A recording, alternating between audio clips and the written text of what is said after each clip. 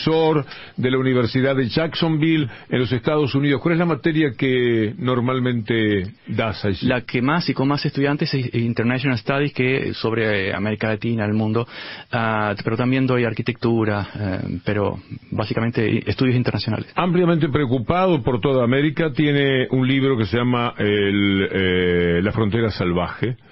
200 años de fanatismo anglosajón en América Latina. Que es un libro absolutamente necesario, que ojalá tengamos publicado y algo seguramente se habrá avanzado en la Argentina próximamente, y que yo he tenido la suerte de leer por la generosidad de Jorge, al que le voy a preguntar algo sobre lo que vamos a abundar luego en Caras y Caretas también. ¿Cuándo decidió Estados Unidos que su frontera no era el Río Grande, sino la Antártida?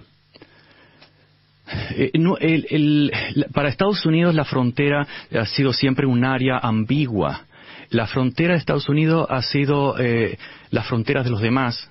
Acá hay un problema lingüístico. Ellos tienen borders como frontera política y frontier como área a explorar. Entonces, desde el siglo XIX, frontera era aquella área de los indios en la cual nosotros tenemos derecho a la exploración. Como dijo John Wayne, los indios tenían demasiada tierra y eran egoístas, no querían compartirla y tuvimos que ir a tomarla. Lo dijo en revista People en 1972. En realidad, la población de indígenas era tan grande como la anglosajona del otro lado de los Apalaches. En realidad, eran mucho más democráticos, como la Confederación Iroquois.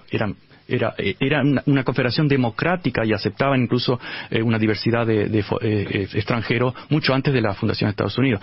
La frontera siempre se ha mantenido, siempre se ha expandido. Ahora, ¿cuál es la diferencia? Desde mi punto de vista, después de estudiar eso, es que cuando se llega al Río Grande fue un límite racial. Porque lo que se quería era tomar, y lo dijeron en el Congreso, tomar tierras que no estuvieran tan pobladas y luego no tomar México. Cuando se toma la mitad de México, después de Texas hasta California, muchos periódicos dijeron, ¿por qué no tomamos todo si estamos en México? Los mexicanos estaban con la pistola en la nuca, y la razón fue, es que estaba demasiado poblada. No queremos raza híbrida, impura, inferior, en la Confederación. Lo mismo pasó con el Caribe. ¿Por qué no tomaron Cuba en el 98 y la convirtieron en un protectorado? Porque cuando invaden, que de hecho dicen que liberaron Cuba, Cuba estaba prácticamente liberada por los propios revolucionarios en el 98, fue un secuestro de la revolución. Y se dan cuenta que la mayoría eran negros, porque los cubanos de Florida en Tampa eran la mayoría blancos, con más poder adquisitivo.